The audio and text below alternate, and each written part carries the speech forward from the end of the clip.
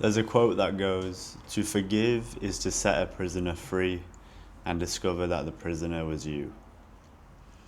I used to compete in amateur boxing, and my coach at the time took me and a few other fighters down to another gym. I was sparring with a guy much heavier, much bigger than me, which is fine, but you just hope that your coach has got your back and ensures that you don't get seriously hurt.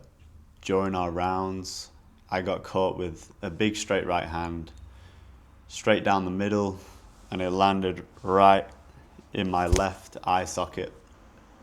Just in that moment, I immediately fell to the floor, and I've got my glove over my eye.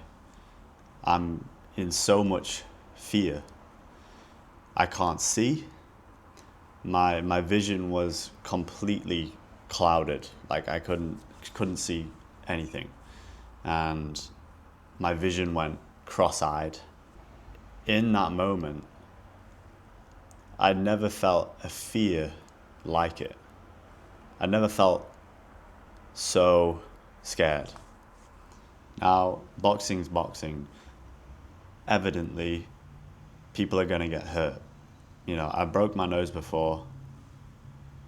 It's not as serious as something like your vision. You know, people break their ribs, people get knocked out.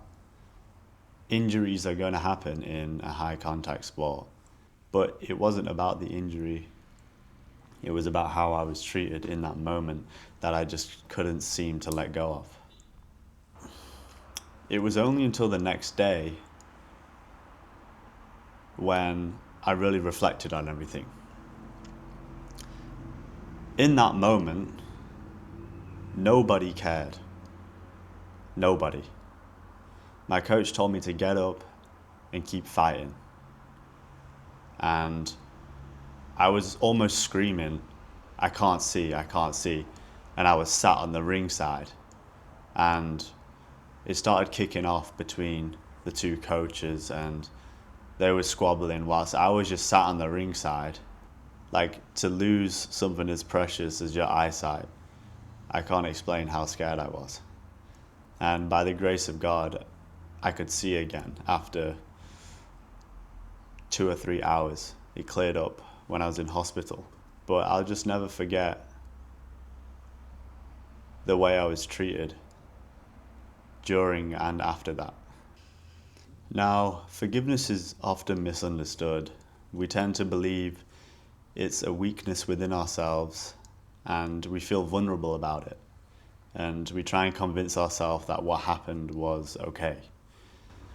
I used to think forgiveness was letting whoever did me wrong off the hook and letting them know that they'd won. But the truth is, for days and weeks and even months after that, I was the one still on that hook. I was the one still carrying around that bag of rocks with me every day, going over that scenario and how no one cared. The person that was supposed to look out for me and make sure I'm safe wasn't there. So after a few weeks of still carrying this resentment around with me, I just had to ask myself the cold question: do you want to let this go, or do you want it to continue to control your thoughts and your output towards life? Now, believing in God myself, I decided to refer to scriptures from the Bible. And in the book of Luke, there's a verse that says, "Do not judge, and you will not be judged. Do not condemn, and you will not be condemned. Forgive, and you will be forgiven." This particular verse made me reflect on not only my past, but my future. And I know, like most of us have and will do, we will do someone wrong again, or we have done someone wrong in the past. And I would want to be forgiven for doing someone wrong, for hurting someone mentally or physically. So I sat there with so much anger, saying to myself, how can I forgive? How can I forgive? I didn't want to. Nothing about me wanted to. And I said to myself, how can I ever expect to be forgiven if I don't have the courage to forgive? I want you to sit in that moment now and think about that person that did you wrong, that moment, that memory that creates the bitterness and the anger. Sit, take a deep breath, and calmly say, I forgive you, and I'm choosing to let this go. I can almost guarantee that after you say that, you will feel lighter.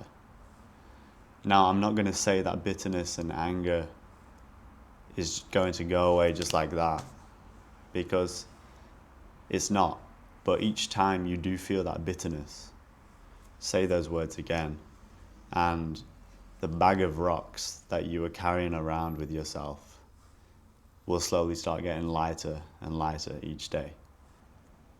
Forgiveness is so powerful and it takes so much strength, but it boils down to the courage to forgive in the first place. And when you really get yourself into that headspace and you open your heart to forgiveness, that, in my opinion, has had such massive beneficial growth to me as a person.